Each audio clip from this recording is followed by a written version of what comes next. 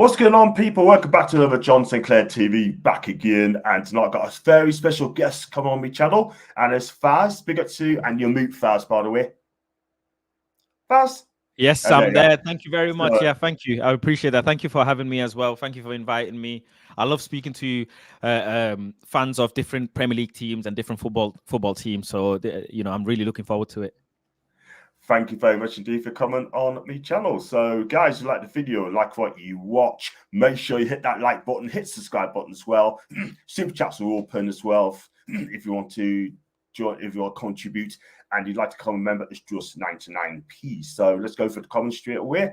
We got to ESK. I can see a few Faz's followers as well. You always welcome to come on. Thank you very much indeed. Hi to you, mate. Hope you're good.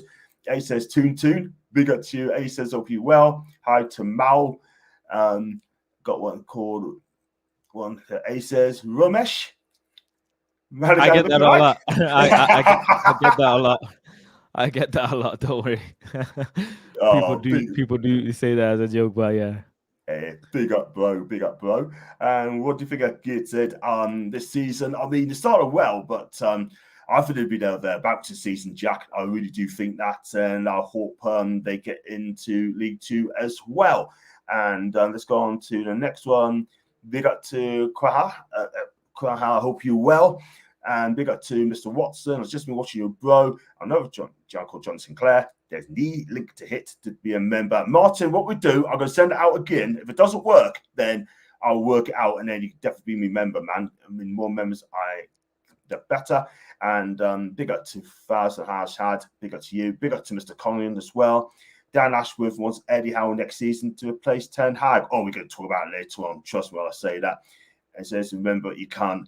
But I'll get a source out, Martin, after the show, and then you can just do it another time. Right, Faz, thanks for coming on. And as a podcaster, we watch you on podcasts well. I think you're amazing. How did you become what made you become a podcaster? Okay, so basically, all my life I've been very, very good at talking.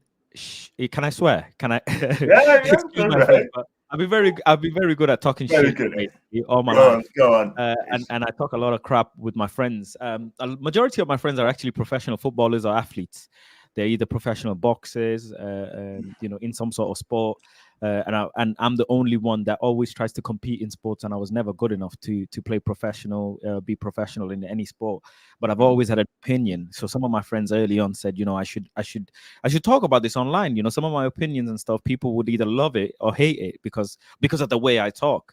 And I originally started off creating a podcast channel called Planet Faz, and where I wanted to interview up and coming athletes. It was a very niche thing that I wanted to do, where I was speaking to athletes at academy level or grassroots level, at national league or below. And then I ventured into speaking to up and coming businesses, entrepreneurs, and stuff like that. Anyone and anybody that's very, very unknown and up and coming. I specifically wanted to speak to them before they became something. Do you know what I mean? It was a journey in that self. And I used to always want to go to United games. During that period, I never really had, growing up, a lot of money to go to United games. I've always lived near Manchester, but I never had the opportunity of being able to go to Manchester United games until I started working, saving up. And season tickets are expensive. They're not cheap. Okay. Eventually, I managed to save some money and got myself a season ticket, and I was going to United games, and this is just before Ole time, so it's a good few years ago. And there was, after one game, I remember I was walking out of Old Trafford with one of my uncles who has a season ticket, and we saw this like huge crowd gathering outside Old Trafford against the wall. And like this, I just see a bright light and people just gathered. So I'm like, what's going on? I just go up and I see someone interviewing someone about Manchester United. And I remember there was a lad was speaking on the camera, on the mic, and I just gate crashed the interview. I just went on without asking, and I just said, we need to get Matic out. I'm sick and tired of Matic. I said, Matic, if you want me to show you the door, I'll show you personally. I'm sick of this. Oh, it was. I think it was European night when we had. I think it was a draw or loss that we had this years ago, and I was fuming. I was absolutely fuming, and I just went and let all my emotions out on that YouTube video, and that was on United View. And I remember I went home and I checked the comments, and thousands of people were saying, "Who's this guy? We really agree with him. Get him back on. Get him back on the channel. We want to hear the real opinion of what he wants to say, how he's feeling." And it just took off from there. I remember I was still doing my generic podcast, speaking to athletes and speaking to friends or whatever. But then everybody just wanted to know my football opinion. Football, what does Fast think? And it just took off. So I was on United View for a little bit. Yeah. And I parted ways with United View. And then almost like United Stand found me, and Adam, who was on the channel at the time, again, I was doing loads of fan cams at the time outside the stadium. They were getting loads of views and whatever, and my TikTok or Instagram, and they were like, we want you to come into the studio. Then I did a couple shows with them, and then eventually ended up signing a contract with them. Stayed there for a year and a bit, and then parted ways, and now I'm here doing my solo thing. So I think that all that took me about 3-4 years. Wow. Good.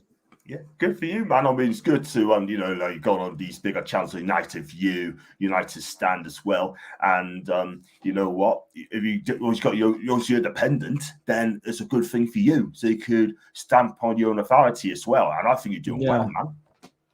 Yeah, look, it's your channel as well. You've got 22,000 subscribers. It's a big accomplishment. Sometimes I used to think, you have to be on someone else's platform to give your opinion or say something. You really don't. If I asked you to put 22,000 of your subscribers in a room, you'd pack out a stadium. You know what I mean? It's a lot of numbers. So I take great pride in it now. It's been a journey, and I've learned a lot of things whilst I've had the opportunity of interviewing managers, interviewing players, to being my own independent self. So I'm very glad. I'm very, very glad. Good for you. Good for you, and thanks for the support, man. Dan Ashford wants Eddie Howe next season to replace Ten Hag. We're going to touch on that later on, Ace says. Yeah, definitely touch on that as well. And definitely talking about being a member. Big up to you, Martin. Again, big up to lads. Big up to Abby. Hope you're well, mate. And hit the like, subscribe. Thank you very much indeed for that. That's non-swearing Faz. Welcome to the lives. That's from Martin. Martin's a great contributor as well for me channel as well. And Faz might bust out of bikini like he did with Saeed's channel. This Saeed, right? I mean, what he says, what you get with Saeed, right? He speaks facts. He says it how it is, right? I mean, people loves him, people hates him, but that's Saeed. The thing is, I said it yesterday on my show, yeah. The beauty of being like speaking to people like this, like you and the community, it's a family. And some days, John, you are going to not like my opinion, and some days you are going to like my opinion. Nothing I say, in my opinion, is actually fact. It's just simply what I'm feeling at the time, and it's like I said, it's a family. Some days you disagree with your brothers and sisters. Some days you don't. Some days you hate them. Some days you love them. But the point is, you never dilute what you say, and you say exactly how you feel. Keeping respect, and that's all it is at the end of the day. It's real fan emotion, and this is specifically why, John, I do this thing on my channel. And I think I'm the first football YouTuber to do this, because I've not come across anyone who's been doing this as well. But I go live from the stadium just like 30 seconds before full-time whistle. And there's a very specific reason why I do that, is because I want to, there's more fans or more football consumers who watch football than the ones that go to the stadium. There's millions of people that actually watch the football who will never get a chance to come to the stadium or barely ever come to the stadium. And I go live from the stadium directly to bring people the real emotion. Like, it's raining, it's cold, I'm sniffling, and we've just lost, and how I'm feeling. How's the person next to me feeling? The person who's been coming for 40 years to the stadium, how's he feeling?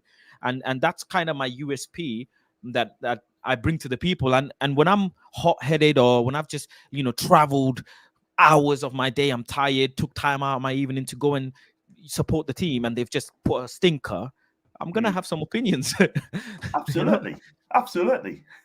I mean, the people, right? I mean, as a Newcastle fan, I'm the same. I speak facts and I say how it is. But some Newcastle fans don't like it, right? Sure. But at the end of the day, I've got to speak facts. I've got to be real because at the end of the day, right, I want the best for my football club, yeah? If people come up to us and say, I'll say the people say Sean Longstaff's not good enough, Jacob Murphy's not good enough, Miggy Almiron's not good enough, right?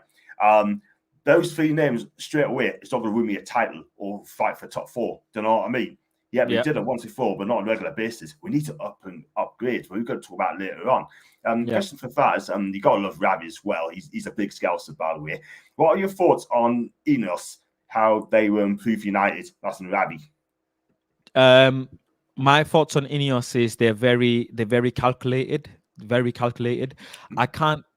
Honestly, I can't sit here and say that they're horrible and they're bad. I really can't, because even though they haven't sacked the manager that everybody's calling, majority of the people are calling for his head, the thing is they if I was in INEOS's shoes, which I'm not, but if I had to put myself in INEOS's shoes, I'd have to think to myself, the next decisions that we make, we have to get right, because if we don't, it is a domino effect. And that is what has been happening. And it is not about actually whether you sack a manager or not. Oh, they've been sacking managers. No, even if you sack a manager, it's the timing. It's the interim manager that you have to get right. It's the next manager that you pick. It's the financial constraint that you have to think of. And obviously, we all know Manchester United, they love a bit of media. How is it going to affect the media and the pressure as well on the squad? They're very calculated. And sometimes delaying things can cause a bit more problem than actually being ruthless. And it's they're the ones that are making the millions and being paid millions to make that decision at the end of the day. I do like the fact that they have brought in people who have a track record of running a good organization. That is a factual, this is true. Yeah. The Barada, the Wilcox, the all of the other people, there's so many that I forget their names. Yeah. Ashworth and all of these, as well. Yeah, they all have been in respectable organizations doing respectable work. They have even if you don't actually agree with them, they have a catalog of work that they've done. Whereas the people that were in Manchester United before, the people who were making the final decisions, they were bankers. They didn't really have the football acumen. Dan Ashworth has been in football how many years? Wilcox has been in football how many years? So you have to respect their knowledge and their catalog and phone book. They have contacts on phone contacts. So I respect that most definitely. But I also, on the other hand, understand there's too many cooks spoil the broth. At the end of the day, whether they will be able to get this right, they've not really worked at a club this size. And INEOS, the club that they ran before, Nice, they've not really had a lot of success as well in terms of their fans and what their expectation is. But I'm happy with the transfer window, for example. It's been a good transfer window. The next stage is who they hire as the manager, because the inevitable is, I think, that this manager will get sacked eventually. It's just a matter of time when, but they will part ways with him eventually. I think are INEOS able to put their money where their mouth is? Don't forget, INEOS's number one thing is they want the football to be sustainable, the club to be sustainable and pay for itself. And you can't do that if you're having to pay out 20 million on a manager. Do you know what I mean? Yeah, absolutely right. I mean, if you're not doing the job, doing the job, what's asked of you, and you're not doing it, 14th in the league. 14th. Yeah. That is not Man United. It's not. And something needs to be done about that. That's unacceptable. Can you imagine this 14th in the league? That'd be unacceptable as well. The Toonami would go crazy. Oh, we go mental. Oh, yeah, facts as well. Let's go for the comments. So I keep them coming in. The opinions are facts, no hiding. We call them out. Great perspective always. That's on Harshad. Harshad, big up to you, mate. Big up to you. Hi to Noah. Hope you're good. The legend. Thank you very much, Noah. I really appreciate that. Hi to Ollie. Yes, I recognise you. You called John also on Saturday, but I'm not going to read the rest of it out, by the way, because that name does not exist. So, big up to Ron. Ron Roy. I hope you're good, mate. I hope you're well. Big up to John and Planet. That's the legend. Thank you, Noah. Legends too. And we've got one here from big up to Alfie as well. Who's got the better squad? Man U and Newcastle for me. At the minute, when we get Isak back, bottom and back, then we can compete. But to the end of the day, right, we've got to start winning trophies, because the bottom line is we haven't won the trophy 69 years domestically. We haven't won the league since 1927, and the last trophy we won is 69. That's a long time, mate. Yeah. It is a very long time. Not even a domestic trophy, you know. And I think you have a decent squad. Your squad isn't bad at all. I think a little bit of tweaking, and you'd have a good squad. I think for me, you need to get a new goalkeeper. You know, one of the areas I would say probably if you wanted to upgrade a little bit more. I think, you know, centre back as well. You could do with one or two centre backs. A lot of some, you know, Jacob Murphy. I don't think he's the type of player to take you to the next step. He's what is he? Nearly 30 years old. 29. He's not the answer. Yeah, 29 years old. I like Gordon and I like Harvey Barnes. But again, you'd have to think: can your front line churn out 20, 30 goals in a season? You know, are they capable? When you look at your front line, are they capable of giving you a 30, 40 goal season in the Premier League? You know, to sustainably come top 4 in the Premier League, you need to be scoring like upwards of 65 goals, right? On average. I agree. Can your front line do that? Like, I can say, as much as I want Marcus Rashford out of my football club, Marcus on a good season, when he's feeling himself, he can give me a 15-goal season in the Premier League. But then I can't say that from Rasmus, Xerxes, Ahmad, Garnacho, Anthony. Do you know what I'm saying? Whereas if you look at Arsenal, if you look at City, if you look at Liverpool, you know, these teams, they'll be able to churn out results because their front line, there'll be 2-3 individuals in their front line that will contribute something, or someone in the midfield will be contributing 7, 8, 9 goals, and you need that every season. I just don't know, other than Isak and Gordon, are they going to be able to do that? Is Newcastle going to be able to consistently do that? Do you know what I'm saying? Yeah. Can I look at Bruno Guimaraes and say he's going to give you 7, 8, 9 goals in a season? Do you know what I mean? Yeah. I think me personally, I mean, Isak scored 25 goals in all comps last season. Anthony Gordon scored 12 goals last season as well. Yeah. I think Harvey Barnes has scored 7. No, tell a lie. I think he scored 4 or 5 this season, yeah. But this guy, right, Barnes, I think he's going to be really good. The front three, if you play Anthony, Harvey, and Isak up front, yeah, because Eddie's always like to 4-3-3. The midfield, Bruno, Joe Linton, Tonali, once that's clicked, we'll be fine. At the back, we need Livramento come good. Lewis Hall would definitely come good. Fabian Shah, he's good. But Dan Burn. Yeah, but Shah is, again, he's old. He's nearly 33. 33? He's 32. I think he's nearly 33. Like, let's be honest, he's getting on a bit now. He's not that far off from Johnny Evans. Do you really want him? You know, can he perform at that top level, highest level? Dan Burn, again, 32. You know, yeah, these players are old now. That's the thing. You're at the wrong side of 30 as well. But for me, we definitely need defenders, 100%. Bottom's yet to come back. We could do another centre back. Got Lloyd Kelly, but I'm not going to judge him yet because you know, he's only just joined, but is he going to take us to the next level? I'm not so sure. I'm not so sure about Lloyd Kelly to take us to the next level, but we'll see. But he's got a better squad. We had to, I see Newcastle, Padge. Sorry. But big up to Adam, by the way. Hope you're well, mate. And big up to everybody. Big up to Harshad again. John's perspective on Eddie Howe. Do you see trophies with him?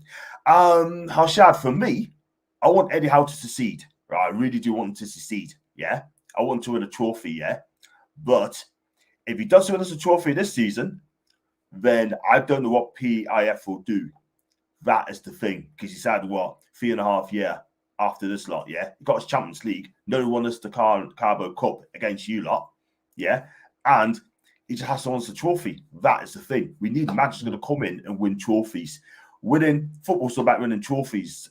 Do you think Eddie Howe is capable of winning trophies in Newcastle?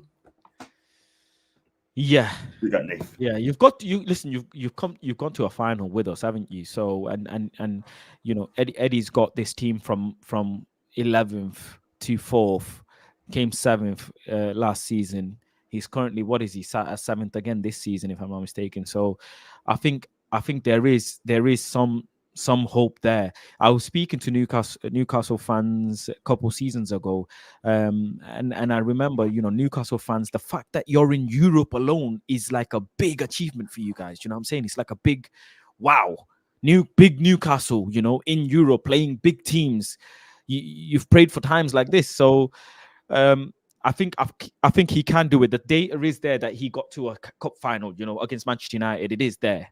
It's not like he can't. He fell short on that particular day, but I think he just needs a little bit more tweaking of that team, and he definitely is going to look dangerous. And another thing I will say as well is, I'm not, as much as I say he can win trophies you can win, by January, February, you can win a Carabao Cup, okay, but really and truly, the bread and butter is the league. Can you go toe to toe, come in fifth, fourth, around that region?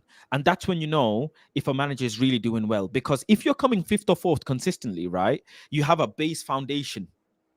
Winning cup competitions is not a base foundation for a team. It isn't. Because any random team on any good season can have a good run at a cup competition and end up winning it. Like, look at our cup run. It was, really, really favorable. Loads of home games against lower league teams, and we just, just bullied them a little bit here and there using our individual brilliance. And some of the scores were lucky, and we got to the final, ended up winning. But it's the league, and I'm not sure about Eddie, specifically this season, because you guys drew against Man City, which is massive. But then you drew against Everton, which I do not understand. And then you got peppered by Fulham. But then you beat Spurs on the first, was it not first, but a couple of weeks ago. Couple of games before, a couple of games ago. I don't understand. It's like you're trying to break past that barrier of upward trajectory, but you're having a bit of dip. And it's not a dip in terms of you're crashing because you're losing. But to draw against City, is no joke. Listen, it is no joke. To hold it down against City, big credit to Arsenal. They did that as well. You guys did that. But then to draw against Everton and not even score a goal, I don't understand. I don't understand that at all. And you guys had so many chances in that game. You were way more favorable to score. They had so many clearances. I don't understand how you didn't. I think, look, I totally agree. I think you missed Isak really and truly that game, specifically that game. 100%. I mean, he's the focal point. When you got no Isak, you got no Callum Wilson, injury prone, then you can't put pressure on William Ursula. At the end of the day, he's not ready yet. He's definitely not ready. I'm sorry. And your star boy, Lewis Miley, as well, Yeah, badly missing Lewis Miley as well. Star boy, definitely, man. Ten Hag might still get sacked. I still have hope. They'll probably not announce it because they are trying to get Tuchel, that's in JD Vlaco, and I think it'll be gone. And this is we say hi to Mir Sunderland in the house, son of much big club Newcastle, and mind you, big up Sunderland, man. Big up Sunderland. Big up to his side. What a team. Bless it. My funnily enough, one of my close friends used to play for Sunderland years ago. He doesn't anymore, but he used to play for Sunderland. Very good team. Yeah, they're a very good team as well. Ashworth side, Isak and Gordon, and I think ESK's got something to say. Faz on some copium. I'm on some copium. I don't know what he means by that. What do you mean by that? Why copium? Yeah. Because he says Erik Ten Hag isn't going anywhere. Newcastle need to get rid of players like Dan Burn and Lascelles. Yeah, I hear it. Yeah, I agree. The thing is, though, I mean, Dan Burn has been a great servant, but for me, I wouldn't shed a tear if they moved him on, to be fair. I'm not going to fight, but Newcastle fans will say, like, oh, he's a local lad. He wears his heart on the sleeve, but he's 33. He's come on 33. That is the thing. I want to see fresh blood in there. Do you know what I mean? Like young players, I love Dan Burn, but like I said, if he moves on, then, like I said, sort of, I wish him all the best as well. Him, Fabian Schär, maybe, but we need younger defenders at the back with pace. And we haven't got no pace fans. That's the thing. Yeah, that's the thing you need. But make no mistake that, Eddie's implemented his system where he actually doesn't enhance the negative aspect of any player's game. He's trying his best, and it's important to understand Newcastle will look scary once some of the players come back. The level of football hasn't dropped. This is what you have to understand. with Newcastle. The level of football with Manchester United when we had injuries dropped, but the level of football with Newcastle hasn't dropped. And that's the most important thing to understand. Make no mistake, Eddie Howe is he's got a lot to learn in terms of sustainably coming top four in the Premier League. But he went toe to toe with Man City with having Gordon in the middle and Murphy, you know what I'm saying, and Barnes, not even his main players, to hold off a draw. So we needed our best players against Man City in a cup final to be able to beat them, and that even was very hard. You look at the stats of that game against Man City that you guys played, and you did really well, really well. They had way more of the possession, but you still had enough chances and held them off, and that speaks volumes, isn't it? It does. I mean, all thought we were going to get slaughtered. If that Rodri or Kevin De Bruyne, we would have lost that game. But you know what? Like you said, we stood up to them. I think, and we didn't falter. I thought we got a bit of luck with the penalty kick, but we scored from that. But Nick Pope was outstanding. Second half, 3 fantastic saves. The one for Bernardo Silva was unbelievable, absolutely unbelievable. And would love your thoughts on the new PSR Man City ruling, John and Faz. What's your take on this Man City winning? If I'm not mistaken, last time I checked, they won a few counts, not all of them. They haven't actually beaten the whole case, if I'm not mistaken. Someone can correct me if I'm wrong, but what did you expect? That's all I can say. What did you expect? It was never going to be the fact that they're going to get relegated and blah, blah, blah, and they're going to get fined and whatever. A football club of Manchester City size bent the rules and played around the rules. Clearly, they hired exceptionally intelligent people to break the rules in the first place, so they don't get in trouble. You're not going to do that, are you? Like you're Manchester City, you're a multi-billion-pound organization. You're not just going to willy-nilly break rules thinking, oh, one day if I get caught, we're going to get relegated. No, they've clearly broken the rules or bent the rules, manipulated the rules, hiring people who knew what they are going to do. It's like when Chelsea were selling off their hotels or whatever, trying to fund player sales and player purchases and stuff like that. Football clubs do that, man. They know what the rules are. These clubs have lawyers who are paid to figure out how to go about the rules. You see the same thing in Formula One when Mercedes do certain tweaks to their car and bend the rules, and then different cars find out that they've been doing that, and then they complain to the commission and they say, okay, right, you figured that out, that's not allowed. That's always going to be the case. I didn't think of anything different. You know what I'm saying? At the end of the day, why didn't we do it? If they could do it, why didn't our club figure it out? The rules are there for everyone to be bending and folding. Why didn't we figure it out? Yeah, I agree with you. I mean, look, at the end of the day, I mean, you got all these clubs like Everton, Chelsea, and Villa swapping players about to beat FFP. Newcastle had to sell Elliot Anderson, and it was to set Minty as well to Forest, and we had to get in Flacca Demos, to beat the PSR. Now we could be under investigation on that, but I don't know what's going to happen. But me personally, I think this PSR is only my opinion. PSR should be scrapped. To be fair, should be scrapped for me, because I tell you what, it's anti-competition for us. But you got to spend. We got to spend. Do you know what I mean? But bigger than that, one thing I'll say, John, is bigger than PSR. Yeah. The bigger headache for me and the bigger direct concern is VAR, referee. Yeah, 100%. It is killing the game. Every single game, every other game, there's decisions being made and there's things being done in the Premier League, that is awful. And I have, as much as I hate to say it, I have a huge respect for Jurgen Klopp for standing up to the league.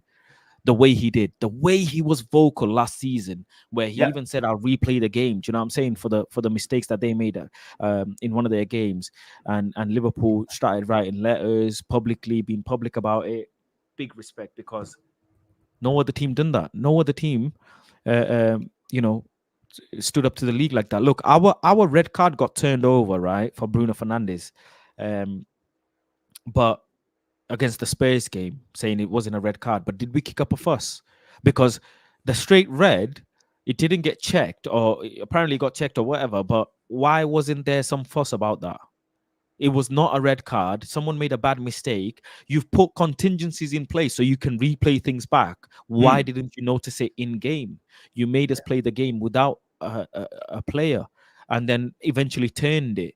So you're doing all of these things to help the game, but actually you're killing it. And the harder thing is, John, is they're not accepting the fact that they're ruining it. That's what's making it mad. I agree. I mean, there's still no consistency at all whatsoever. Yeah, no consistency at all. Like Fabian Schär headbutted Brereton Diaz in the first game, right? Hardly touched him, right? Didn't touch him. He gets sent off for that. Surely VAR should have checked it, and then we'll look back on it. Their tent was there, even though he hardly touched him. Their tent was there, and they don't do anything about it. Yeah, but then again, I think Bruno Fernandes did slip, got him. It was out of his control. Again, it's the consistency in this league. When's it going to be sorted out? I want to see the Australian way. It's like the Arsenal City game. Who got the red card? Someone got the red card in the first half, wasn't it? For kicking the ball away. Oh, Declan Rice. And then Doku didn't get booked or anything for kicking the ball away later on. It doesn't make sense. Well, you can't kick the ball 20 yards. You can only kick the ball 5 yards. I don't understand. You know what I'm saying? It's not clear. And they keep chopping and changing things. Even with the offside stuff, they keep chopping and changing things. Then the handball stuff, they keep chopping and changing things. It's not clear. It's not clear. And I feel like they've gone down this rabbit hole where they're trying to make the game better or make the decisions more accurate. But instead, they're all looking at each other confused and bamboozled. Do you know what I'm saying? You look at some of the other sports, and this is the thing with Premier League, they're too egotistical. In UEFA, you've got these goal line technologies and all of these things the offside technologies and stuff in the World Cup or stuff. You have these offside technologies. Premier League don't want to use them. Why? Yeah. Don't understand it. I mean, you got Richard. You're drawing lines. You're taking times to draw lines. Yeah. While a game is going on. Whereas you could have that technology that tells you instantly, straight away. I don't understand at all. Crazy, isn't it? Absolute joke. I mean, it needs to be sorted out very, very soon because people just get so peed off about it. People ain't going to enjoy the football anymore if they can't get that fixed up. Simple as that. Europeans does a lot better than we do. Do you know what I mean? Yeah, most definitely. And you know what? It was great back in the day, man. But it was great knowing a referee got a bad offside, and sometimes the decision goes your way, sometimes the decision goes our way, and some referees are like, they're a bit tough, so they let certain tackles slide, and you get a bit of physicality into the game. This was back in the Barclays days. Now you can barely touch someone, and it's like a yellow card or a red card. Do you know what I mean? I do. Before, referees used to actually have a hold of the game, and now they've brought in nobody can speak to the referee other than the captain. Like, why, goodness, man, it's just they've made it so soft. So what's going to happen next is going to be no one speaking to the referee. That's what's going to happen next. You just watch, but no one be allowed to speak to the ref. And then what are we going to do? Christ. Newcastle needs a long-term centre-back pairing. No injuries involved. That's for Ayusha. That's a fair shout. Thank you very much indeed, Adam. Let's see if we get 50 likes. That'd be brilliant. We will replace all Asian defenders, but it'll take time due to Premier League, FFP, and all the restrictions blocking our owners. That's the thing. Hopefully, one day that'll be unblocked because the Premier League, you need to do something about it very quickly. Top of the league. Yes, well, you might get in the Premier League next season, mate. And big up to Eddie, by the way. I hope you're well. And good evening, gentlemen. Hitting the like. Thank you very much indeed. And Eddie's continuing saying, INEOS better know what they're doing, or United standards could fall even more relegation. I don't think they get relegated, but that'd be. I wouldn't put it past us. Can you look at Manchester United and say on any given match day we're guaranteed 3 points? Do you know what I'm saying? We've got to play Brentford next, and Brentford have got good manager Thomas Frank, right? They've beaten their last game. They beaten Wolves 5-3. Okay. Can we say that we can? They've already scored 13 goals in the Premier League. We've only scored 5. Whether Brentford are a poorer team than us, or a lower table team than us, let's just say that way. Factually, we're lower, for sure. The fact that they've scored 13 goals speaks volumes in itself, right? That's a team that can score goals. Can we match that? By game, they've played 7 games just like us. In 7 games, they've scored 13 goals. That's nearly 2 goals a game. So if they on the next match when they play us away decide to score, they can score 2 goals. Can we match them and score 3? When we've only scored 5 this season. So I look at the Premier League table very differently, John, to other people. Do you know what I'm saying? Yeah. I don't know if you can tell. I look at it very, very differently. But then they've also conceded 13 goals in the Premier League, right? So their goal difference is 0 at the moment, considering all of this. So I don't know. Can we beat Brentford? Our goal difference is -3. Theirs is 0. I feel like it's got a draw written all over it again. Manchester United, Brentford, it's got a draw written all over. I feel like they'll score a goal, we'll score a goal, and it'll end up in a draw. The only way I see us winning it is if we get a lucky set piece or a jammy goal from somewhere because we're at home and we've got the crowd advantage. Yeah. And that's the thing. I mean, that is awful. Scored less scores than Brentford. That is a madness. We scored 8 this season, I think, and Brentford scored more than us. And Brentford and you scored 8 without your main striker. Isak's played scored once this season. He scored, but he's missed the last 2 games, hasn't he? Yes, he has. Last 2 or a few. Last 2 games. Is it 2 games? Yeah, last 2 games. He came off against Fulham, so he didn't play against City and didn't play against Everton. He missed 2 games. Yeah, last 2 games. So he'd probably be back against Brighton, and that'd be a tough game for us because Brighton are a decent side. But we can't break down low blocks. That is the thing, and I've noticed that as well. And Eddie plays 4-3-3 all the time. It'd be nice for him to change it up. Like if he changed it up and play a 4-2-3-1, change it up. We can play 4-2-3-1 quite easily. You know what I mean? But we're getting the ball, but we just cannot finish. That is the thing. Or I found the ball's been a bit of a letdown. Anthony Gordon, fantastic. Harvey Barnes, fantastic. Jacob Murphy, not good enough. Yeah, not going to lie. And Anthony Gordon had to play up front. That is the thing. To make room for Jacob Murphy to come in. Miguel Miron, definitely not good enough for me. I'm sorry, he is not. We want to win things, and he cannot do it. It's as simple as that. But can he beat Brentford? That's going to be difficult because Brentford had a fantastic season. Do you know what I mean? And you're struggling to score goals and that. Do you know what I mean? And something needs to happen, though, fans, because your fans won't accept it. You say they won't accept it, but at the moment it seems like there's a lot of people who are accepting it, and sitting at 14th, where we're not far off from relegation. If we lose the next game, Palace are playing Forest next game, right? And they're sitting on 3 points in the relegation zone. Yeah, they win the next. If they manage to get a result against Forest, which is going to be difficult considering Forest beat Liverpool and they're on a good run as well. It just starts creating the distance between the top 10. You know, there's like a marker between the top 10, then there's a marker between the top 5. If you start seeing the distance, it's so hard to keep pace with the league. So hard. The time when you drew with City, and then the time that Spurs dropped points, City dropped points, those are the weekends where you need to be winning. Do you know what I'm saying? Where you need to be beating teams. I think drawing to Palace was a real bad evening, because those weeks when every other team, right, is winning, every other team is doing well, you get the odd teams like Brighton and Newcastle dropping points. On that game week, Newcastle lost to Fulham, and Brighton lost, and Brighton, I think Brighton drew with Forest.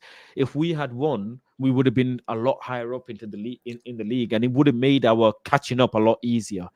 But the way the distance is going, it's just difficult. Look, let's say Newcastle Brighton next game, 6th and 7th, not far off from 4th, right? 14 points is the 4th, 12 points is 6th and 7th. Only 2 points difference. Either of those teams win, the distance between them and us in the 14th place just grows a little bit bigger. If we don't win against Brentford, we have to keep pace with the league. If we don't keep pace with the league, we just start falling behind. And I don't think we're gonna beat Brentford. Do you know what I mean? I really don't. I think it's got a draw written all over it, considering they score average 2 goals a game. Yeah, and it doesn't look good. You need to get your shooting beats on, get those finishing touches back at Old Trafford, because Rashford needs to start firing. Yeah, I mean, Højlund's coming back as well. So, and I like Højlund. I mean, I watched him at Atlanta. He's been fantastic. He really has. Newcastle has been lucky this season. Nathan Adam, Good show, lads. Thank you, ESK. Like Duting Mandim, that's in Yardman. Big up to Yardman, by the way. Should have lost to Spurs, Southampton, and should have drew Wolves. I agree. But we found a way of winning the game. Clarky, hope you well, mate. Diddy Faz, that's in Darius. like it. And we've got one here from Lungi. Big up Fast and John. Big up Lungi. Hope you're great. Jose says semi-automated offside and took a while for VAR to come. That's in Jose. And Dillian was watching ref on Sky Sports News doing there's little segment about absolute melts. That's as well. We got one here for Faz YouTube, Johnny Mark Goldbridge. Oh heck. And Zaid Mark Goldbridge, big up the Tame. Stupid VAR, must be saving money. Don't know what to pay for extra software. Sums up. And Italian league is the best ref league in Europe, in my opinion, and the best in the world. Jose, I totally agree. Tammy's on that. And Terry and Ten Hag at the wheel, that's too gnarly. Yeah, obviously you want them sacked, but like I said, who do you want to come in as your next manager if Ten Hag gets the sack? Anybody who's competent. Any manager comes in who has a bit of competence and is able to get the selection right, get the substitutions right, will be, or by default, the football will be better, because you're putting the right players in the right areas. This manager is subbing off wingers to bring in midfielders and playing midfielders in the midfield. You can't make that up. He's playing wingers in the striker. He's playing fullbacks in midfield. All of this modern stuff that he's trying to do, it's not working in the league. That's just a blatant fact. And I look at it this way, right? If you have so many plays in your book, like NFL, for example, right? If you have so many plays and they're not working, at some point you're going to have to look at yourself and say, right, whatever I'm trying here is not working. So where can I figure out the problem? That's what great managers do. Great managers don't just play good football. They figure out problems when problems occur. Man City are still favourite to win the league, even with their main player injured, because Pep is going to figure it out. Man City won the league with no striker because he figured it out. And this is what Erik Ten Hag is incapable of doing. That's the main problem. He's incapable of figuring out his own problem. And he's probably having arguments with assistant managers and whatever who are trying to say, listen, let's try this, let's try that. Even, you know what the thing is? Even if he was chopping and changing and trying different things, we could have said, right, okay, you know what? He's tried different things, it's not worked.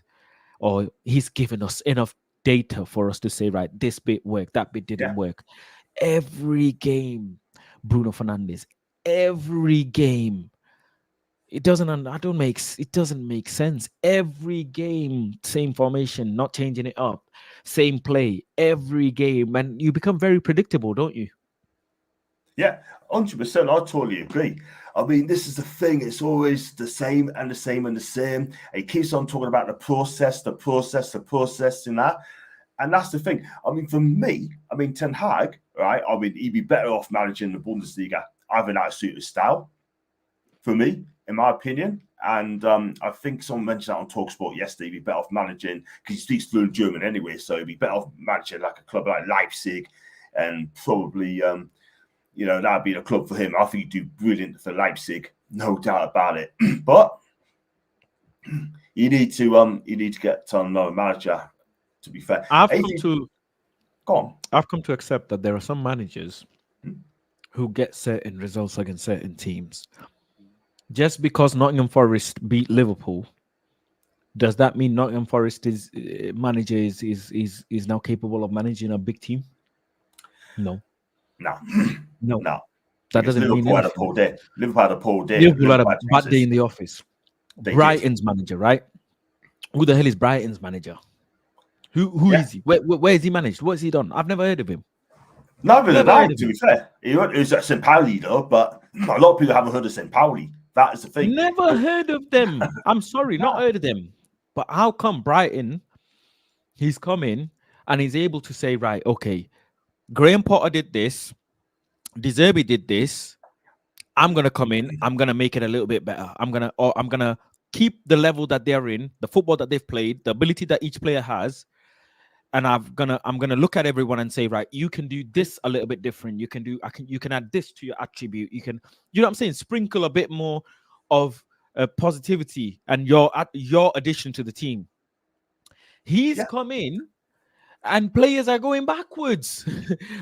Players are regressing. That is what the problem is. Dan Burn is being made look like a top class defender by Eddie Howe. How does that make sense? Dan Burn is nearly Johnny Evans' age. Yeah. What? That's the thing. To be fair with Dan Burn, right? I mean, he has some good games, yeah, but I watched him against Fulham and he didn't look good at all whatsoever. There's some moments of the ball over the top of his head, like Fulham could have scored from that. But against the players size him, like up in the air, I think he's really, really good. He hasn't got the pace. I didn't like him at left back, but centre back he's good. But like you said, we need to get a younger version of Dan Burn, someone with a bit of pace about him. Do you know what I mean? Then Ed's going to turn around to us and say, we already got Lloyd Kelly. Crazy, man. Absolutely crazy. And Johnny Evans, wow. 36, is he? 36? Yeah. 36 going into 37. Wow. And he still plays him.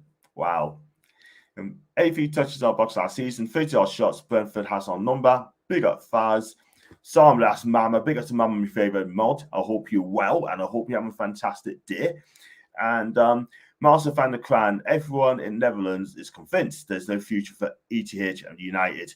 And that's from TalkSport. Heard that yesterday as well. That's Jadsy. Big up to Jadsy. Big up to Fasinio and me. Big up to you, mate. Hope you're good. And Newcastle has been in top 3 4 goals this past 2 seasons, John. You guys need Isak, my compatriot, and Landa always. Big up to you, man. I hope you're good. I mean, we need to get Isak back if we can. Big up to Julie J. Hope you're good. And John, quickly, Isak is one of my favorite strikers in the Premier League, if not my most favorite striker. I like him more than Haaland. Who's that side? I keep telling. Yeah, I absolutely love Isak. I think he's an astonishing striker, and it's not the goals, it's not nothing. It's just the way he plays. When I look at him, I say it just makes me wow. When I see him like play, the way he moves for his height, for his size, and he's so young. He's so young. I just look at him and say, yeah, this guy is crazy good, and people are not putting respect on his name. He's 21 years old. Okay. He's a young. He's not even 20. He's a young. 25 years old. He's a young man.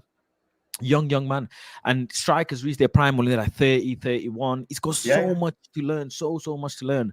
But his movement on the ball is sensational. Is silly. The way he can glide past defenders at his height as well. Because he's not a short, low center of gravity striker. He's tall, he's slim and tall. The way he can glide past players, is silly. It is silly. And I really like him, man. Really like him. I bet you'd love to have him at Old Trafford, wouldn't you? I'd love him. I think he will grow to go past the likes of Ivan Toney. He will go past his ability. Will surpass Ivan Toney by the time he's like 28, 29 years old, easily. Because don't forget, he's still physically, he's still a little bit on the slim build. Whereas you look at strikers, by the time they're 28, 29, they're a little bit more fuller, they're a little bit more muscular, they look a bit more physical. So in a few years' time, he's going to be silly. I don't think you're going to be able to keep him by then. I think some big club will come and snatch him. Yeah, that's even Lewis Miley. Actually, even Lewis Miley is silly as well. Yeah, well, also the case, but if the money comes in, then I'm afraid to say that he wants to play for Champions League side. Then and we cut off into Alex. Then I think he'd be on his way. It'd be sad, but I hope he stays for a long time to come, and we'll see what happens. So Tottenham span. Big up to Dan, but I hope you're well. Locked in listening to the Toon Show as always. I've love for the Toon. Big up to Dan, man. Keep watching this, mate. I hope you're okay. And what happened to the other day against Brighton? So yes, lads. Big up to TC. All be great. And hi, big up to Flossie. Show some love as well. Tell me one player that Ten Hag made better in the last 2 years. That's Bandulu.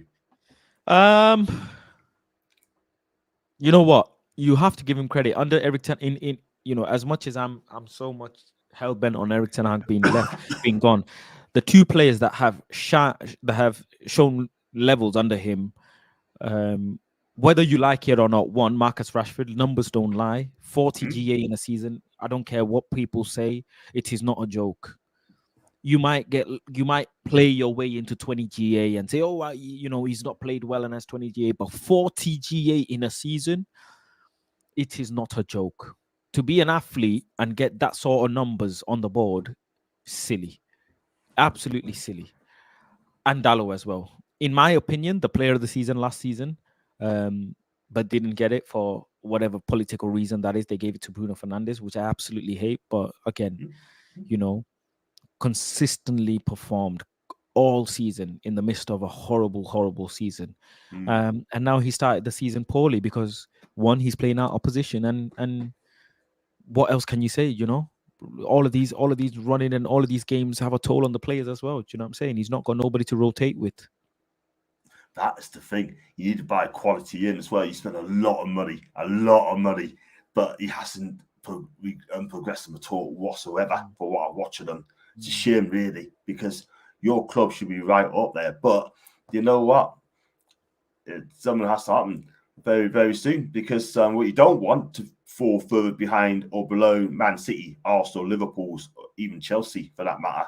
Ten Hag has received no formal communication from INEOS or the club's leadership following their meeting in London on Tuesday. That's with Fabrizio Romano. Thank you for that, Jad. So, what happened to Botman? He's out until January. He carried on with injury for a couple of months, right, and didn't self in. So he's out for 9 months, but he should be back in January, Broderick. So once he comes back, then it's going to take him time. I'm not going to put pressure on the lad, but he will come good. It's a long-term injury. We do not want to push this guy. He's still 25. I think he's a really good defender. First season, brilliant. Second season, not just the same. But when he comes back, I think he'll be fine.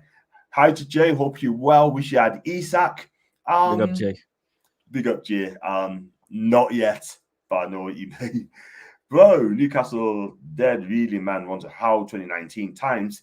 But your man came a long way. He has indeed. Look, if he needs to start being ruthless. He's ruthless, then maybe even a better manager. He picks his favourites too much. That is the problem. Isak stops. As in Jay, the foundations at Brighton were set up. Spurs and Newcastle are both similar clubs. We buy championship players and lack leaders. That's the thing. That ain't good. And I'm sure Postecoglou will do well and should do okay. If he keep playing the high line. He's a sensation on this day. We'll see him back to full fitness and form this month. That's David. I hope so. Fingers crossed. I like some things can't lie. That's in Jay. What's scary is Isak only just turned 25. Hope Newcastle keep him, because I know you guys are here to compete consistently. We need to. And once we like to spend the money, then just watch us go. I hear you, but man gets injured too much. Common like Callum Wilson. He's been injured. He's been out for 39 games. That ain't good. Julian, Eddie Howe turned him into a world-class player.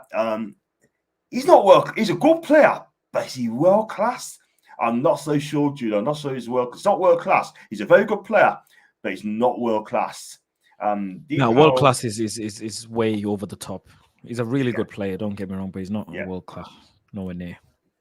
Well, everybody's got an opinion. I expect Julie's opinions will always do, and but world class, I'm not so sure. Deep, how long Shaw's been put through, though? I mean, when is he back? Whenever he decides, innit? Whenever he decides, this, I've never seen a player being injured this much and for that long. Never. Unless you've literally snapped your leg in two. Even then, players go and come back quicker. Neymar got injured and came back before Luke Shaw. Yeah. Neymar did an ACL, didn't he? Yeah, he did. He's been out for a long time. And when he plays and he's fully match fit, I think Luke Shaw's a really good left back. He really is. But one thing I will say, right? I mean, too much injuries has paid. What's he, 28 now? 28, 29? Yeah, he's done. His time at Manchester United is done. It's as simple as that. Yeah. He's 29. It's like Callum Wilson. Yeah, man. It's like Callum Wilson. I love Callum Wilson a bit, but I think his time is done as well with his injuries as well. We can't have players out for that long. You just can't. Fans has voted for Bruno. Players voted for Dalot. Can't stand our fans. Yeah, never made sense. Never ever made sense. It's so sad. So, and I promise you, it's fans, because match going fans absolutely love Dalot, man. They absolutely would have voted for Dalot. So it has to be external fans. I like Dalot. I really do. He saved Antares' neck with that clearance. I mean, that clearance. Had that gone in, my God, there would have been a meltdown on social media, I'm telling you. And then Lenny Euro, I tell you what, this guy's going to be a real ball out of this guy. Out for a couple of months. You need to get him back soon, because I think this guy is really good. Do you like him? Young centre back. You know, they say that he's got the Varane profile or whatever, but I don't buy any of that. For me, look, any player comes into Manchester United, you have to perform 10, 15 games in a Manchester United shirt for me to say yes, I like you. So that's how I look at it. I don't care who you buy. I've been traumatized too much by this manager, John. Way too much. I thought Anthony is going to be the next Brazilian favela Joga Bonito player, and I was absolutely wrong. Absolutely wrong. That being said, though, I do think Anthony does well with Almiron on one side, Anthony on the other side in Newcastle. I think Anthony would do well. Fair enough. In Newcastle. But yeah, I don't. Any player signs for Man United now, I don't credit them until I have seen 10 to 15 solid games. Then I like right now, Mazraoui showing me, okay, yeah, he's a solid player. I can see that. Xerxes, I've not made my mind up yet. Højlund, I've not made my mind up yet, because I just look at them and say, you're not making me feel what I'm seeing on the pitch. You're not making me go, right, okay, wow. And this thing where players say, yeah, but they're not playing with good players and whatever. But what can you do individually? What is your individual attribute that you're good at? We all know Bruno Fernandes can do one thing individually. We all know Marcus Rashford can do one thing individually. You know, Ahmad he has that one thing that he can do, or two things that he can do. What can our strikers do individually? What do they have? You know, Haaland scored some decent goals here and there, but, you know, I've not seen enough for me to say, right, okay, yeah, he can lead the line for Manchester United. Neither of them have. Neither of them. Yeah, that's the thing. That is the thing. I mean, you have a Combs in for Newcastle, right? I mean, I'll give them like a season's grace. And then the following season, they got to perform. They got to do better. And this is why, for me, I mean, Murphy's been in the club too long. Miguel's been in the club too long. Sean Longstaff's not going to improve for me at all. Yeah. And we'll look at it, right? I mean, Dan Burn, I mean, I love him. Yeah, it's his time coming up to an end.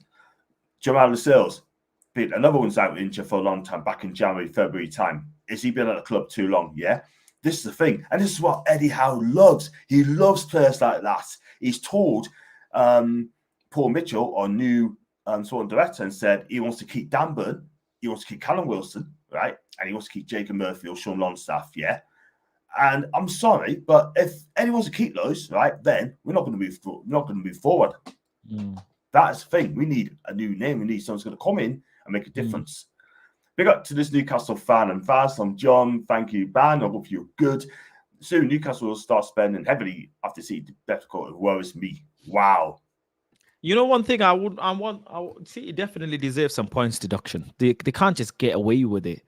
They definitely deserve some points deduction somehow, somewhere. They do, because that's just the only way of enforcing your rules and law, isn't it? Yeah, that is the thing. Very, very true. And it's been interesting to see how much we're going to spend. And very interesting. But I think City's going to take the Premier League all the way. They haven't finished with them yet, but it'd be interesting to see what happens. But won't see too much on that. Brighton, no leaders, no passion, no one's playing for the badge. Does that mean Brighton are better than United? I wouldn't say that. I wouldn't say so. Yeah, I wouldn't say Brighton. You can say no passion, no leaders. You can't. Yeah, you can't. You can't say that. Yeah. You can't say that. Brighton are a very respectable organization. The owner has done really well with their club, with the hiring of players. You say there's no leaders in there, but 100% Danny Welbeck will be a leader in the changing room. He's 33 years old, Danny, and he's an experienced player. Do you know what I'm saying? Very, very experienced player. I'd say maybe Dunk as well. You know, experienced player, 30 odd years old. So there would be leaders in the changing room. And in terms of they don't have passion, Really and truly do you say that, but look at their football that they play, look at their league rankings. Even with the managers going and changing, they're still performing at a certain metric. So you can't say that they're not passionate and they're not doing well. And how can you say they're not passionate? They just come back from a two goal deficit and bopped Spurs at home. You can't tell me they're not a passionate football club. Come on, you can't. They Fair drew enough. against Brighton as well. Don't forget, a couple of games ago, away from home. Yes. At the Emirates. Can you say Newcastle can draw against Arsenal at the Emirates? Can Man United? That's what I'm saying. So it's easier said than done. Exactly. Go through this comments as well. If we can keep ourselves within 6 points of top 4 in Jan, we've secured top 4 at the end of the season. That's in David. I tell you what, I would love to get top 4. Top 5 would be good as well, but I see your point. Maybe a little bit of exaggeration there, but you get the point I'm trying to make. I do, Julia, I do. And I respect your opinion as well, and you know that. And bless. All United fans, enough's enough. Message, Omar Barada, Miyaki is your standard. Fraud Hag out. Wow. Can I ask you a quick question, John? Are you disappointed that you're not in Europe this season?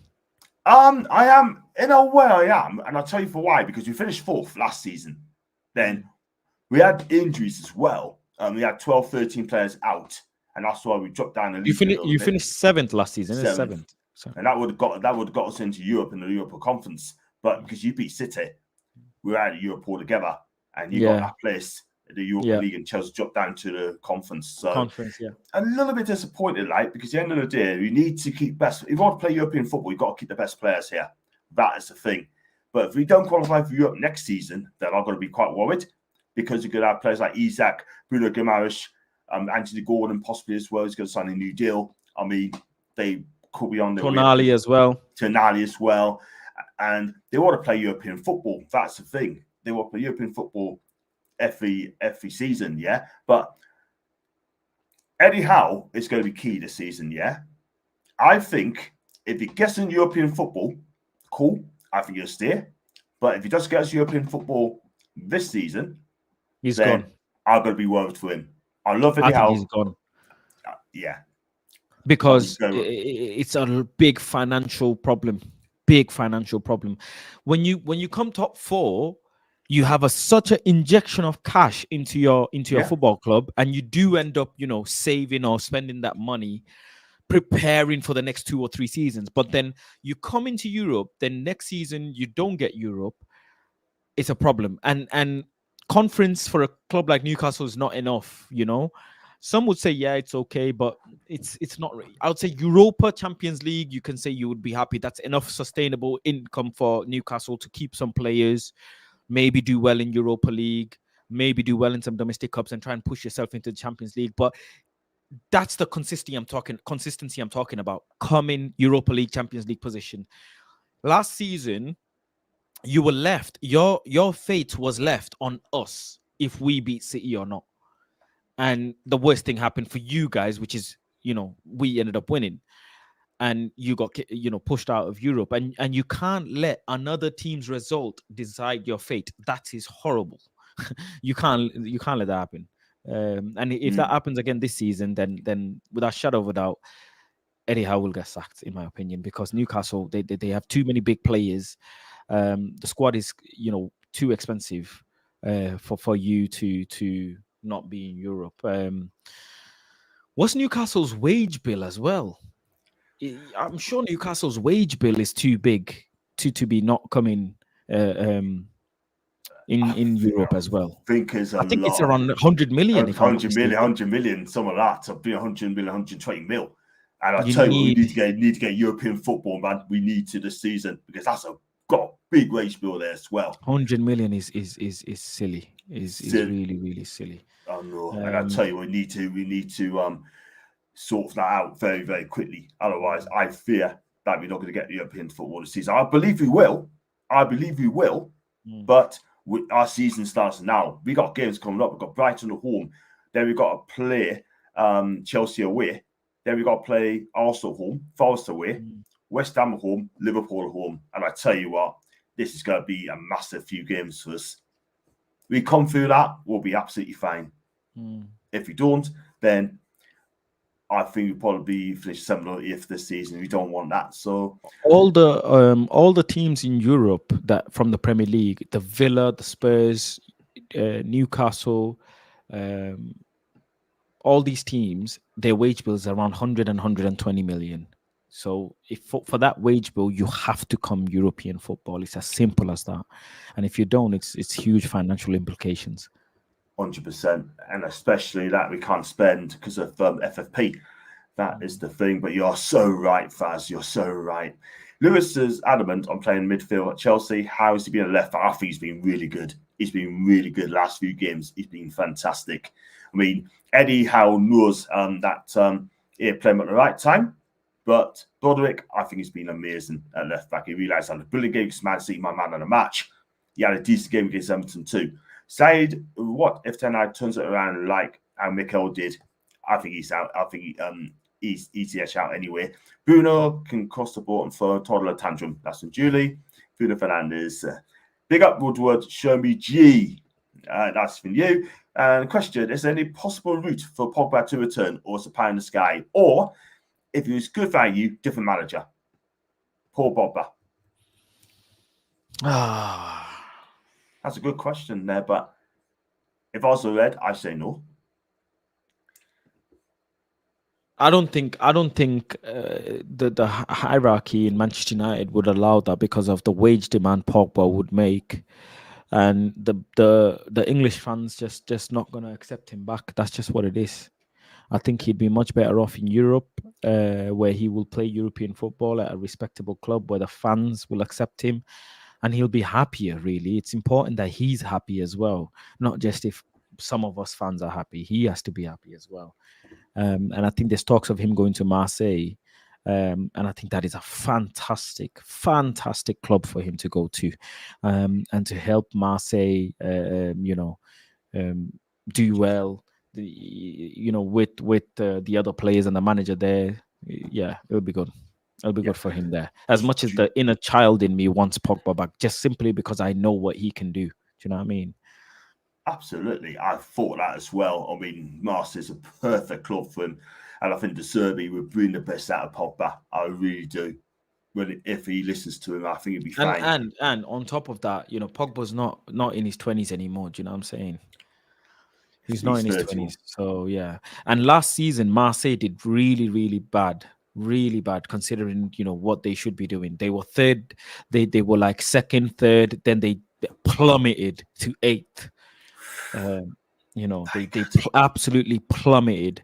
So this season is very important for them to go toe to toe with PSG and Monaco, and try and secure that top spot, really, second or first if they can. Massive club. We go through this comms world. At least we said about this to call the Bella. Man U, one of the clubs trying to block Newcastle making any progress as a Tonali. And Faz, if you have one man to replace my man, who would you take really and truly? I say again and again, and people disagree with me, but like I say, I'm going to stand on this hill. It's Diego Simeone. 100%. I don't disrespect football heritage. Like I say, I look at football very differently to people. Diego Simeone for me. I need that venom. I need that venom in the league. I need someone who can inject fear into oppositions and into referees, and they get the crowd rattled up and ready for a fight. Do you know what I'm saying? Ready for a war game, and that's what I need. These new school managers, I'm so sorry, right? They're so nice. I don't like it. I don't like football. When I grew up, it was like Arsene Wenger, Mourinho beating Arsene Wenger and walking off before the full-time whistle. It was drama, and I like Conte. I like Tuchel when they fight in. That's what I like, Passion, and it brings more out of the players. It rattles the fans. His football is too cute and soft now. I don't like it. I don't.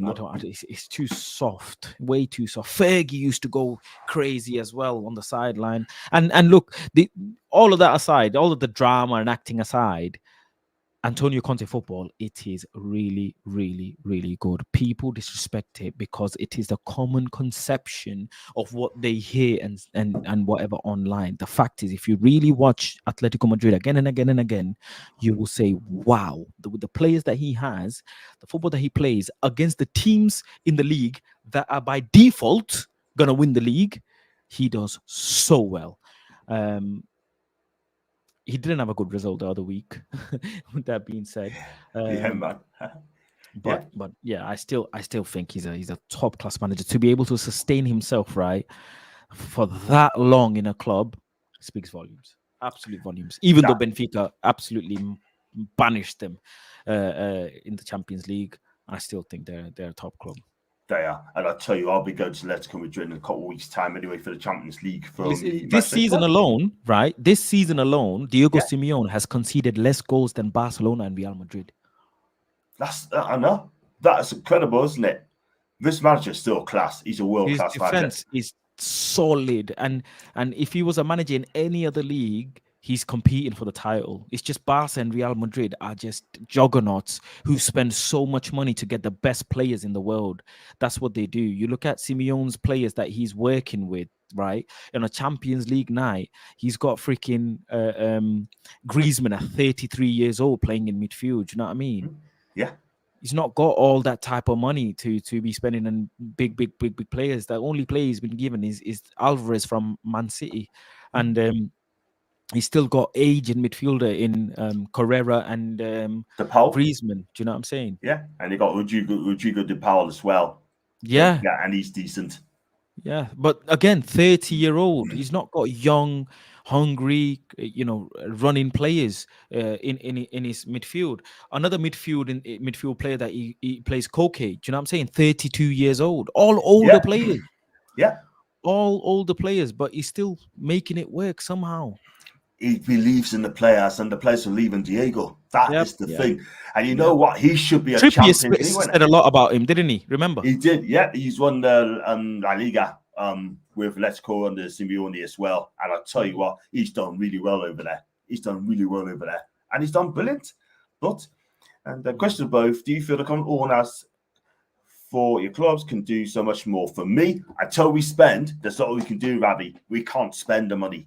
We cannot because of FFP. Unless you sell big players, yeah. That is the thing. I'll just go through this quickly, bro. INEOS should have sacked Ten Hag. They arrived. They wanted to rebuild like Newcastle did with new owners 2 years back. That's an Alex. Look at Alex. Ed wants you to DM. Trust the process on Lille. Ten Hag is steadying the ship.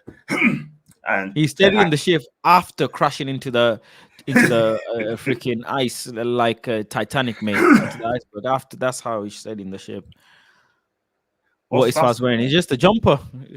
I like my colorful jumpers. But someone said in the comment, where is it? I saw in the comment. Which one? Someone said Atleti fans want Diego Simeone sacked. Well, so do some Real Madrid fans. Some Real Madrid fans want Don Carlo Ancelotti sacked. And how many trophies has Carlo won with them?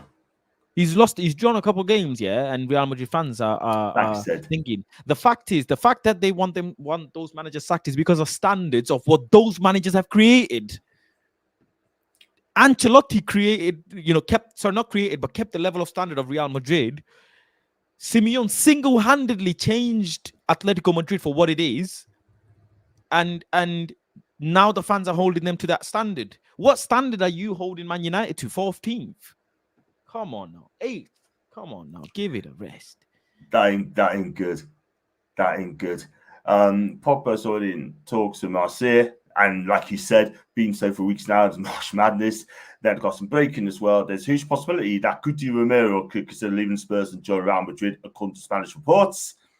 If anything, it'll be in the summer. And Marseille's sugar daddy money, they have indeed. Greenwood and Sancho out 40 mil. Anthony and Hoyland for 150 mil.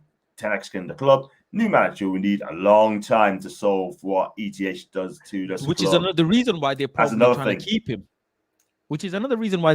keep him. John, because the sheer, name me another manager that you can think of, John, who has had that many of his own players. Not many. Can't think of any, bro. Not many. You cannot. But who's out? There's no one out there who's going to take over his place? There's no one out there. I mean, don't talk to me about Southgate. Come on. No way. Southgate, it's not. No, it's not for me. It's not the manager. you. It's not the manager at all. But I think the only other managers that have had their players are managers who have won Premier Leagues or leagues and trophies in terms of Champions League, like Carlo, like Pep. Do you know what I'm saying? But other than that, who has been given the amount of money he's been given to buy the players from his former club, by the way? Not just any players, from his former club. Nobody. Nobody. You want us to suffer? You don't watch Diego Simeone football. That's just plain and simple as that. He's got dinosaurs playing young man's football game and doing well, and he's conceded less goals than Real Madrid and Barcelona. If that's the dinosaur football, well, ladies and gentlemen, please bring it to me, because I want my shop to be locked up so that we're not leaking goals and shots. Do you know what I'm saying? Yeah, he will win titles as facts. And I hope Newcastle follow suit as well. First of all, brother, you know how much they spent on Alvarez alone, 90 mil. They signed João Felix for over 100 mil. It's not like he's having to play bums, my brother. They have, yes, they have, but it wasn't 90 million. I'm sure it was like 60 something plus add-ons. So if you are gonna add the add-ons, then listen, has Atletico Madrid spent the money? Yes, but have they spent it well? Yes, because we spent 80 million on Anthony, bro. We spent 70 something million for Rasmus, bro. Like, do you know what I mean? Yeah. That's the problem. And how many big names do they buy? Let's be deadly honest. How often do they buy it? Exactly. They bought the right player, simple as that. And you say João Felix as well. He's not there no more, you know, and he's still playing the football that he plays. Yeah, exactly. He ain't going to change it. It's working for him, and it does. We're going over 10 more minutes as well, and then we could close the show because I know you're a busy guy. Yeah, sure. That. We do love you. We could talk to you about 11 o'clock. Ten Hag overcome things. Fergie plays simple football. We're aggressive on predictable principles. That's Mac. I hope you're well, mate.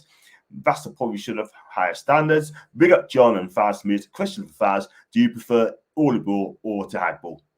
Sorry, do I prefer Ole ball? Of course, Ole. Mate, Ole was getting me off my seat. 100 goals with the front line. Are you crazy? What? Ole Gunnar had one thing: sit back and counter, and that's it.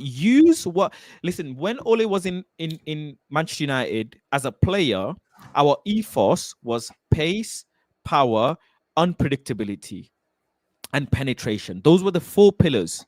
If people don't know, there's a video of one of our assistant managers under Sir Alex Ferguson mentioning this, and those times Ole was in our club as a player. Ole came and did exactly that: unpredictability, pace, power, and penetration.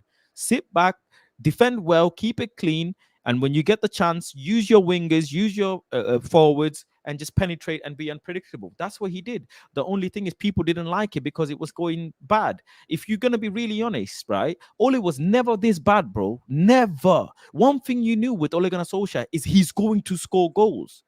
One thing you don't know with Manchester United, one thing you do know with Manchester United right now is we're going to concede goals. Do you know what I'm saying? So it was way better than Erik Ten Hag, man. At least you knew what Ole was going to do.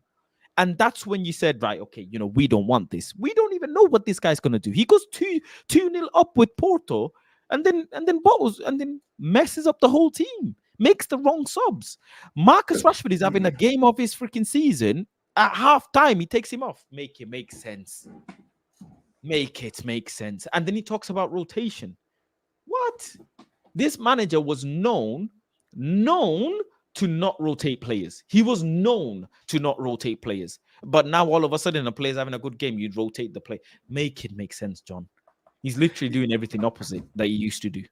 Crazy, isn't it? Absolutely crazy. I mean, Ole, when he came in, he did well. I mean, you know, people love Ole. You know what I mean? But again, they didn't really give him that chance. You know what I mean? They could wait to the end of the season. They could wait to the end of the year. Look at the players Ole Gunnar wanted to bring in. He didn't get them. He wanted to Haaland. I heard that as well. And he turned them and he said, no, you cannot. Bro, anybody, Eric Ten Hag just told that player, they said, okay, where do we sign? He said, that player, where do we sign? Where do we sign? Where do we sign? Just bare signatures. Do you know what I'm saying? Fact. Absolute fact. Crazy, man. It's just ridiculous. Absolutely ridiculous. I think they hang Oli to dry, to be fair. I mean, he's done nothing wrong. I think he would have done all right. Madrid needs him in the midfield. He's been crap except Valverde. And Ten Hag's best manager. Oh, don't upset. Everyone's got an opinion, but don't upset Faz today. No, I'm not going to be upset because you can't be upset with people who've been fed a lie and that's what they believe. You can't. You know, it's like I call it being vaccinated with the wrong vaccine. That's what I call it, and that's what it is. I can't be mad at these people. You know, they don't know what the manager can do. They hope that the manager can do it. That's all it is. And that's Nobody pays Simeone 30 mil. He was staying with 30 million staying in Madrid, but I agree that we need a manager like this. I can't disagree with Anthony one. Haaland's a good signing, but not for the price. We should have bought this cheaper and put an experienced striker in front of him to learn for the likes of CR7. Rasmus Højlund has not done anything in his career for you to say he's a good enough striker for Manchester United. Zilch, nothing. He was on a scholar contract a year before he came to Manchester United. He's done nothing in football for you to say. Nothing. He's not at a 25-goal season. Nothing. You know who you can say that about? Ivan Toney. You know who you can say that about? Cole Palmer. You can say that about Isak. You know how many goals Isak has scored whilst being in Newcastle? Do you know what I mean? You can say there's sample size, there's data for you to say. Callum Wilson. You can say Ollie Watkins. There's data. Rasmus Højlund has done nothing, zilch in football for you to say. Jadon Sancho, you can say that, what he done. Whether you like Jadon or not, whether you're a Manchester United fan or not, if you're just a consumer of football, you can say Jadon Sancho has done X, Y, and Z in his career for him to be able to say he's a good enough player. Simple. Fair enough. Speaking facts again. Christian Faz, what game made EDH out? That's from when we lost the final on his first season, the FA Cup final in the first season against Manchester City. See me, I'm very big on football heritage. The probability of Manchester United, a treble-winning club, playing their neighbor, biggest rival, Manchester City, in a cup final to stop them winning the treble. Do you know the probability is like 1 in a billion? The probability of Man United playing Manchester City in a cup final for the treble is 1 in a billion. And the fact that we lost that game, and not just anyhow, we got embarrassed in that game. The fastest goal conceded. It is freaking diabolical. It's bollocks, really. I promise you, any other manager will do anything to try and lose that game respectfully, or at least try and beat them somehow. The fact that my team lost the treble to Manchester City, I can't. And yeah, they will say, "Oh, but they could have, they won the Premier League. They beat whoever in the Champions League. Blah blah blah." I don't care. We, Manchester United, had a chance to stop our neighbor rivals, biggest rivals in football after Liverpool, from winning the treble, and we failed. Yeah, I'm done. I can't, bro. I'm all about football heritage and doing that. Nah, I can't. My people know. Some of my members, like people watching the show, they know. Ever since that day, yeah, I was like, I cannot. Totally understand. How dare you lose the treble? How dare you? To your arch nemesis as well? Nah, get out of here, man. Get out. Facts. I like vibes of the show today, and keep it like thank you, Bandaloo. Thank you very much indeed. We go through his comments and wrap the show. He wants his 50 million. Oh wow! I don't agree with saying Ten Hag's not good enough as a manager, but he is not good enough for the Man U manager's job. United is different caliber, even if we haven't been the best post Ferguson. And big up. Sorry, what was that? Can you bring up that comment again? Yeah. United is different caliber, even when we haven't been the best post Fergie. You say that, but listen, there's always an argument, isn't it? There's always an argument for what you say. The fact is, Ole Gunnar came second with this team. That's a fact. Whether you like it or not, it's a fact. and that's no joke. Whether you like it, whether how many points difference from us to Man City, so is everybody else. Everybody else was behind Man City as well. But Ole Gunnar factually came second. I don't give a flying damn what you say about his football. He scored, he got the team scoring goals, and he came second. He performed more better than so many other teams in the league for him to come second. That's number one. Number two, David De Gea let him down with one penalty kick. That's a fact. Number three, Jose Mourinho, with his own players in crutches, won the Europa League and got us in Champions League. You know, these are facts. Yeah. So you can't tell me that Ole Gunnar, Ten Hag is not good enough manager. He's not a good enough manager. He's not a good enough manager. A good enough manager figures out solutions, bro. A good enough manager carries his ethos from one club to another. He didn't. That's the fundamental one thing that he didn't. He didn't bring his Ajax football to here. Simple. Yeah, exactly. That's one there. Ten Hag had Ronaldo in his first season. He scored a bag of goals, then binned him. And go for the last one. So, no, that's not what I meant. I mean, talent-wise, a young striker that can learn from an experienced one. I'm saying I wouldn't have bought him as our number one striker, brother. Yeah, now I agree. I hear that. I would never ever buy Rasmus Højlund to be a first striker. Impossible.